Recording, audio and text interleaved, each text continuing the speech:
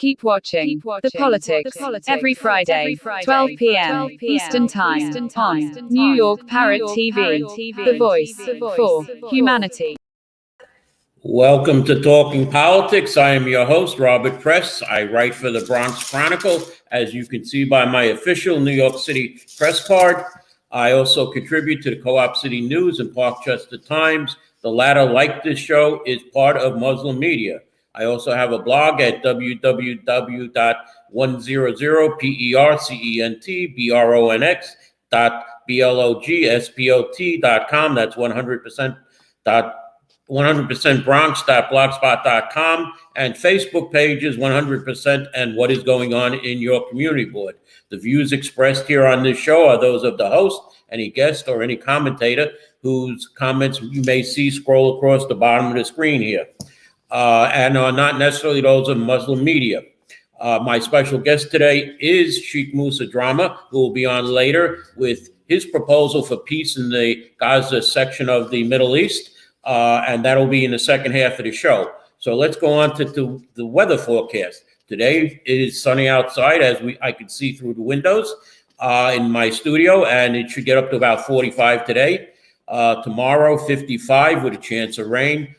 Sunday it should get up to about 57, and Monday 58 with the high 50s the rest of the next week.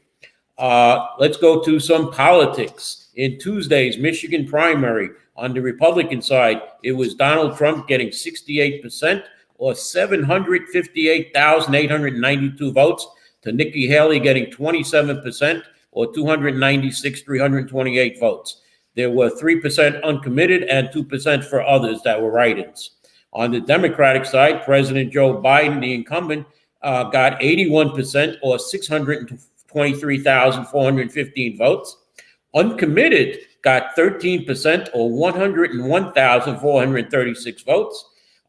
Candidates Williamson and Phillips each got 3% of the vote. It is said that the high amount of uncommitted votes on the Democratic side was that because it was the anti-Joe Biden Middle East policy.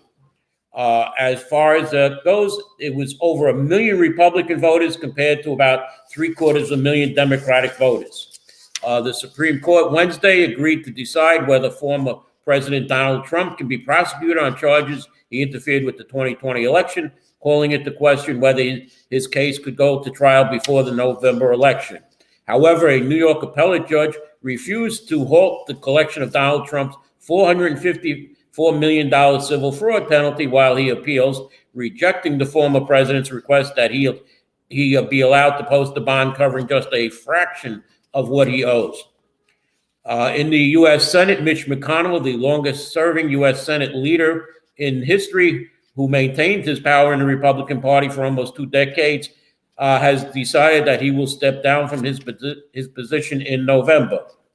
Last year, there were whispers that Congressman Gerald Nadler of Manhattan might be coming to an end, retiring, but the 76-year-old says that he plans to run for re-election and quite possibly can see himself in office for another 10 years. Now, the multi-year battle to draw New York's 26 congressional boundaries for the remainder of the decade may have concluded, with Democrats positioning themselves to pick up at least one additional seat in the House. The state legislature wound down the 2024 edition of the redistricting saga Wednesday after Governor Kathy Hochul signed a message of necessity, allowing the legislature to bypass the 3-day aging requirements of the bill. So that afternoon, the state assembly approved it by a vote of 115 to 33. The Senate approved it 45 to 17, and Governor Hochul later signed the new maps into law. As for Co-op City, it was a decision of whether AOC would be keeping Co-op City, whether Richie Torres might pick it up, or Fireman Jamal Bowman. And it seems that Fireman Jamal Bowman will be representing Co-op City once again. He will be losing most of the current Wakefield area he has to Richie Torres, and Congressman Torres will be losing some of the South Bronx to Congresswoman Alessandra Ocasio-Cortez. So they're just moving the players around a little. They're positioning from first base to second base to third base, and shortstop to third base to shortstop. Yeah, if you can pick up the infield lingo I just mentioned. And petitioning has already begun as of the February 29th. So if you saw anybody petitioning before February 29th, it was illegal. Now, if you go to Family Dollar, you have no problems here up in the Northeast. However, Family Dollar Stores LLC pleaded guilty on Monday to holding food, drugs, medical devices, and cosmetics under unsanitary conditions related to a rodent infestation at the company's West Memphis, Arkansas distribution center.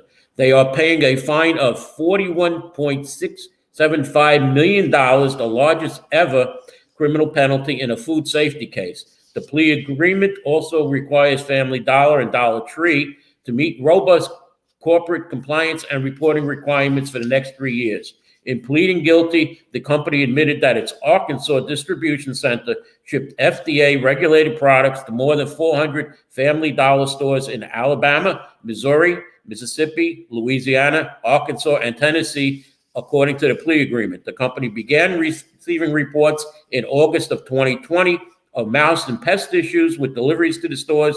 By the end of 2020, certain stores reported receiving rodents and rodent damage products from the warehouse. The company admitted that by no later than January of 2021, some of its employees were aware of the problem in the warehouse, and that on February 18th of 2022, the company voluntarily recalled all drugs, medical devices, cosmetics, human and animal food products sold since January 2021 in the 404 stores that had been serviced by the warehouse. Again, this warehouse served the states of Alabama, Missouri, Mississippi, Louisiana, Arkansas, and Texas, not New York State.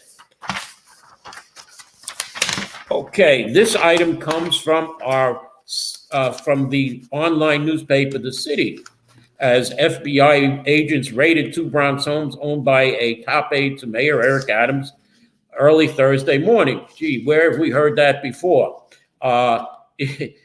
Along with the offices of a Queens mall that hosted Adams' campaign operations. The aide, Adams' director of Asian Affairs, Winnie Greco, was deeply involved in 8 separate fundraising events in the New World Mall that generated tens of thousands of dollars for Adams' 2021 mayoral election. The Bronx raids began about 6 a.m. When FBI agents acting in conjunction with Brooklyn U.S. Attorney's Office swooped down on 2 homes owned by Greco on Gillespie Avenue in the Pelham Bay section of the Bronx, sealing off intersections. There were more than a dozen FBI officials ready to enter the home. They had all the roads closed off, every intersection. It was frozen for a bit. Nobody was allowed to leave, one resident said. The FBI agents loaded materials from Greco's home into the back of a truck, and they later confirmed to the newspaper The City that the sprawling New World Mall in Flushing as the third site of a third raid. Greco is on leave from her job. The mayor's press office announced Thursday Greco is the 3rd person associated with Adams whose home was raided by federal officials in the past 4 months. In November, the FBI raided the homes of Brianna Suggs, then Adams' chief fundraiser, and Rana Abbasova, an aide in Adams' internal affairs office. An Adams spokesman said Thursday in a statement about the raid, our administration will always follow the law, and we will always expect our employees to adhere to the strictest ethical guidelines. As we have repeatedly said, we don't comment on matters under review, but will firmly cooperate with any review underway. The mayor has not been accused of any wrongdoing. Greco, who was paid $100,000 a year for his city hall job, is already being probed by the Department of Investigation in the aftermath of another story by the city detailing allegations of ethical improprieties against her.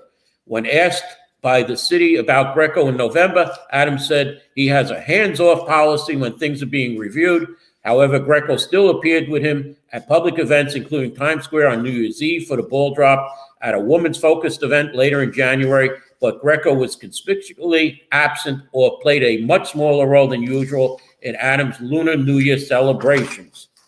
Mayor Adams is trying to cut back the city sanctuary rules. However, he says that under the 2014 laws and 2017 laws passed by the city council, the city can't comply with requests from ICE to turn over migrants to their custody, except in a limited number of circumstances.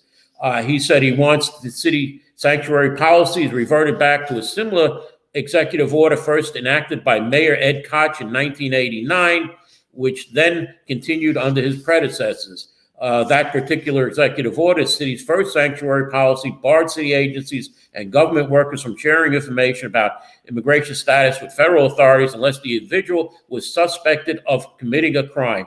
A conviction, even being charged, was not necessarily a prerequisite for that collaboration to take place. Adams had previously pointed to the city council when talking about modifying sanctuary laws, saying that such a change would have to go through that legislative body.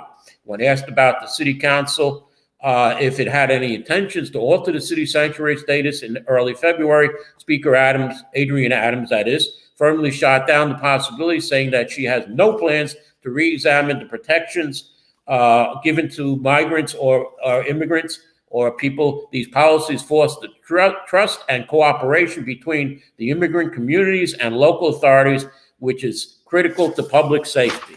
However, when it comes to the migrant situation, in a report released Tuesday analyzing the city's major emergency staffing contracts for asylum seekers services, New York City Controller Brad Lander revealed the lack of coordination by City Hall, which likely led that the city was paying for-profit companies millions of dollars more than necessary.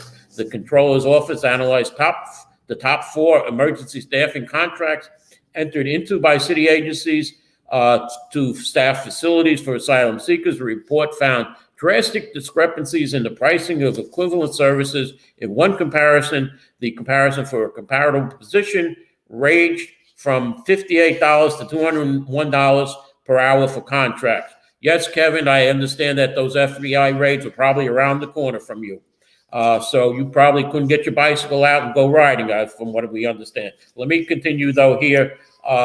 The controller's analysis compared, like I said, the 4 highest cost energy emergency contracts. They were by the SE Group, LLC, which is done by the Department of Homeless Services, SLSCO, LP, which is the New York City Emergency Management Corporation, Rapid Reliable Testing, LLC, also known as Doc Goes, which is by the Department of Housing and Preservation and Development, and Garnier Environmental Services, which is the Department of Citywide Administrative Services, which has a master agreement involving the New York City Emergency Management and the Health and Hospitals Corporation. The latter 3 contracts were selected without competitive bidding. In addition, the report found no evidence City Hall coordinated to insist on receiving the most competitive pricing or evaluate and monitor services across the contract. The report analyzed the prices paid for the staffing positions across the 4 contracts and found the difference of anywhere from on-site leadership costing $68.69 to $139.22.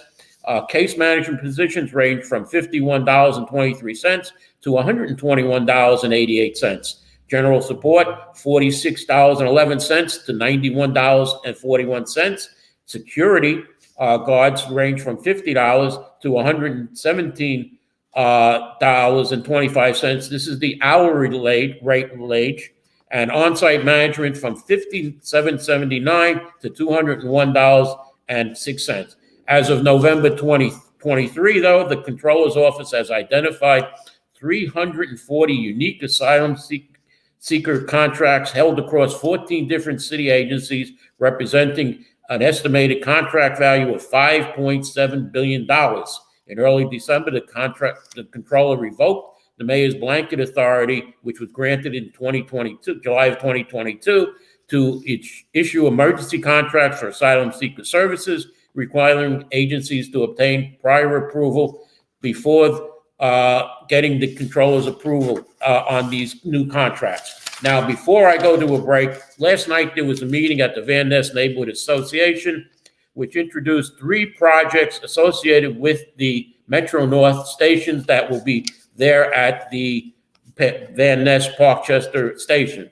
There is a Baker Avenue project, which is proposing to change the zoning which is from R5, which means that the building can go no higher than 55 feet. They want to change it to an R6A, 95 feet, or an R61C2-4, 125 feet, which would allow 398 residential units and almost 25,000 square feet of commercial property, of which 110 inclusionary housing units, which was unexplained of what those are, just that they would be, their rents would be frozen for 30 years, which was described as lifetime of the rental unit.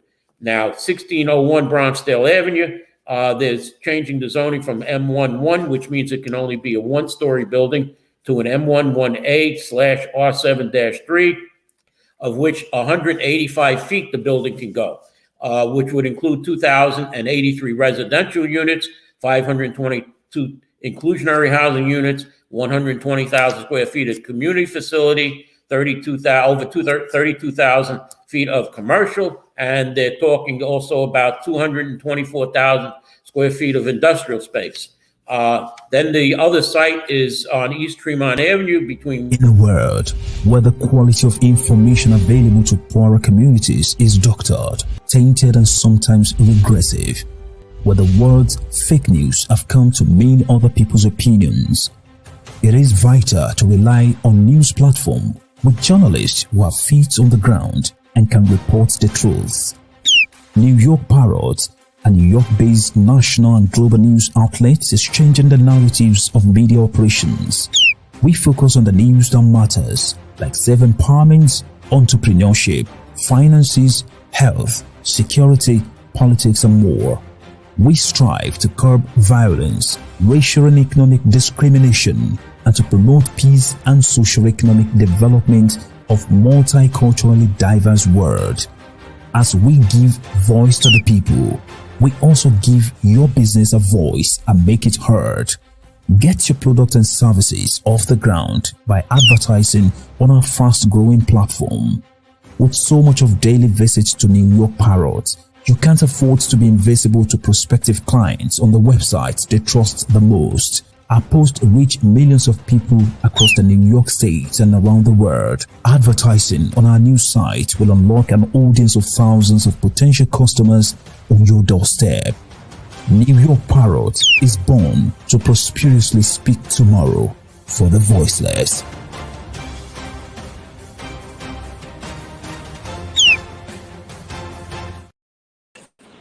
Okay, I see my guest here, but let me finish with the third building. It's in Parkchester on Tremont Avenue between White Plains Road and Unionport Road. It's an empty lot. They want to put a building 175 feet with 424 residential units. All told, this is 3,000 units that will be built by the Parkchester Van Ness site. There is plans for a 250-foot building at the Morris Park site in the parking lot of Jacoby Hospital. So let me get on to my guest, Mr. Sheikh Musa Drama. He has a roadmap to ceasefire, facilitating dialogue between Muslims and Israel. And as we know, Sheikh, yesterday there was a incident in Gaza where at least 104 people were killed, it said, and more than 750 others wounded in the latest conflict in the Gaza Strip. I know you have worked with Rabbi Kaplan, Bob Kaplan, and you are promoting equality between everybody. So, Sheikh Musa, will you please tell us your guideline, your roadmap to ceasefire in the Gaza Strip? Yes, thank you, Bob, for inviting me, and thank you for hosting this powerful show. And I would like to begin by expressing my, happy Women's Day, happy Women's History Month. Today is March 4th, and we certainly will be celebrating women in our lives. So coming back to the topic at hand, the Holy Land is a land that we are all connected to. It is perhaps the only land that is not foreign or disconnected to any one of us, regardless of our backgrounds or where we live. And it is, the holiest or one of the holiest land, and it is one of the most, important and valuable piece of real estate. And it is, a place occupied by cousins who do not always see eye to eye, and to a point where, death and destruction, become a normalized, unfortunately, occurrence on the Holy Land. So, a month after October 7th terrorism, I was blessed, to grace, the Holy Land, with my presence along with my wife and many other political and religious leaders, really on a mission to be on the ground, to talk to the victims and to see what happened, and so that, we can have informed positions on what has been happening. And I firmly believe that unless one has that opportunity, one may not be having full understanding of what's at stake. Now, a couple of days ago, because of the heightened, difficulties that continue to prevail, I decided that based on my, experience and my recent trip, let me put together some points that may be, debatable or agreeable or disagreeable, but at least, from my perspective. And the points were the Muslim, yes, thank you. The Muslim world collectively has not come out and condemn October 7th. Now, some leaders are doing it, haphazardly, but the Muslim world, in the name of Arab League and the Organization of Islamic Cooperation, must come and sign a unified letter saying the entire Muslim world, condemn what happened on October 7th without any question, without any ambiguity. That's the first thing. Number two, the Muslim world has not come out on the same vein to send unified condolences to the victims of October 7th. And I believe that, with what happened on October 7th, the worst terrorism since the Holocaust on the Jewish people, the Muslim world should be the first group to send condolences. And the third thing also is that, there is no way that Israel, as we know what's at stake, will agree to a ceasefire unless the release of the hostages. These are innocent Israelis. A lot of them are not military. Some of them are not, have dual citizenship. Some of them are even American citizens. And for us now to demand immediate ceasefire without the release of hostages, only people who don't know what's at stake will call it. Now, I as a Muslim, I as a human being, wouldn't want a continuation of any, conflict, whether it is on Gaza or anywhere else. And it pains me, so deeply to see the death and destruction befall on Gaza, and the number that is being announced as the number of casualties. Nobody with the right frame of mind would want that to continue any second. It must cease immediately without any, doubt about it. However, as I said, there are steps toward achieving it, and those steps must come from the Muslim world so that the Israeli government will know that they have partners in peace. They have partners, in mourning, and they have partners in the concern that the Israelis, are expressing in terms of, the hostages. And I believe this is maybe the first time where hostages are not given, the ability to see Red Cross and, others. So none of us know the conditions of the hostages, and therefore I believe that it is prudent, for the Muslim world, for the Muslim leadership to really show leadership, saying that, Israel is a cousin to the Muslim world, and therefore when Israel suffer, we all suffer, and we will be the first, to send condolences. We will be the first to condemn what happened October 7th, and we will be the first to isolate ourselves from violent extremism within, the Palestinian factions. The Palestinian cause is legitimate, is noble, and is universal. And all of us, Muslims and Jews and non-Muslims, have been advocating for a peaceful solution. However, You cannot just say ceasefire now without these steps that I enumerated, above. So that is, Bob, my position on it, and then, we can continue on this conversation. Well, it said that there are still 100 hostages being held, that the Israeli forces said that they will not stop until all these hostages are released or found. And as far as the fighting goes, more than 1,200 people were killed in Israel during the attack on October 7th. But it's estimated that 10,000 Hamas fighters have been killed since then, 30,000 people in the Gaza area, and 70,000 have been injured. Now, how many Hamas fighters are there? Do you know? One of the famous American journalists once said, the first casualties of conflict is truth. The fact of the matter is, we rarely get the truth, from the Holy Land conflict, because unfortunately, in almost all cases, we are in our own cocoons and echo chambers. So we are viewing videos that speak to our positions and sharing our views. So now I have not seen a single report that identified the exact number of Hamas fighters and Hamas deaths. I have not. And all the casualties that we're hearing, according to published reports, are coming, from Gaza-run Palestinian Health Authority. And so whatever that number is, women number and children number and Hamas fighters, I don't think there has been an accurate description yet, to say it. But nonetheless, I don't care what number it is. The number should never ever happen, and it should stop now. But the Muslim world must take the first preliminary steps that I enumerated early on. Now, you're the chairman of the Islamic Cultural Center here in the Bronx. What does the local Bronx Islamic community think of what's going on in Gaza?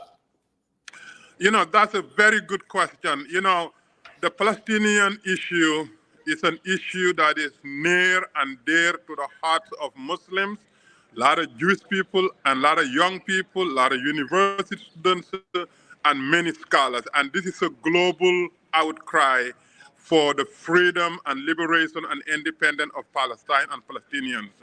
Therefore, anytime there's a conflict, majority of so-called pro-Palestinians will not differentiate who are the factions. As long as Israel is fighting any faction within the Palestinian groups, people will rally and attack Israel, because universally, Israel now has been deemed as the aggressor, as the occupier, and all the other, attributes that are very damaging to Israel. Therefore, the local Muslims and a lot of Bronxites, a lot of liberals, far left, they are mobilizing, they are rallying, they're even advocating continued boycotts, and some of them advocate violence and a lot of stuff. So, it is a very, very hectic moment we are in, and it should never ever happen again, and we should never normalize it.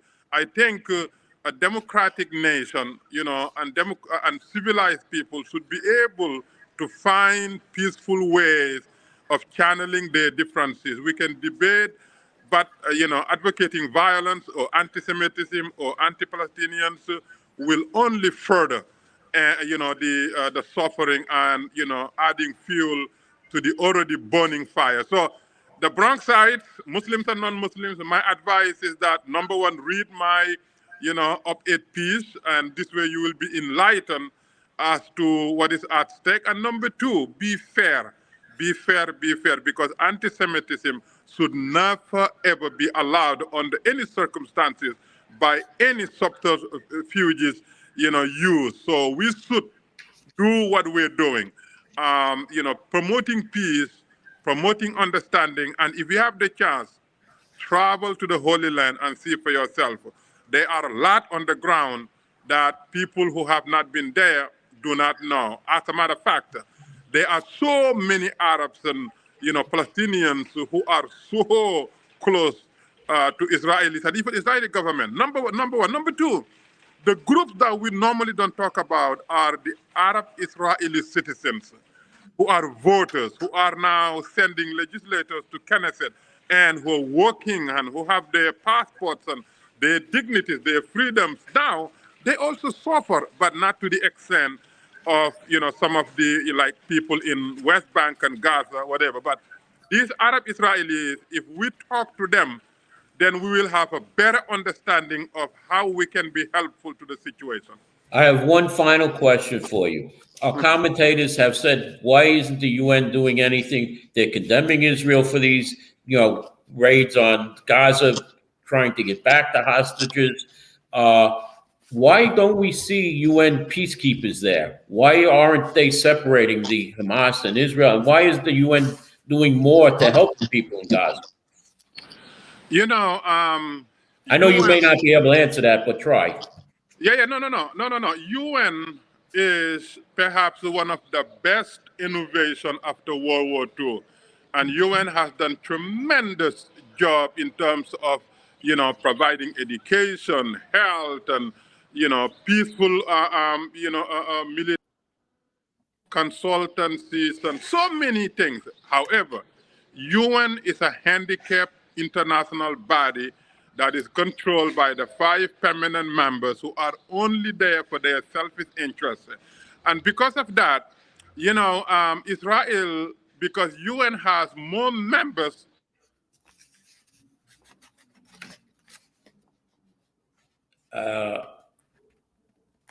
I see we lost our sound.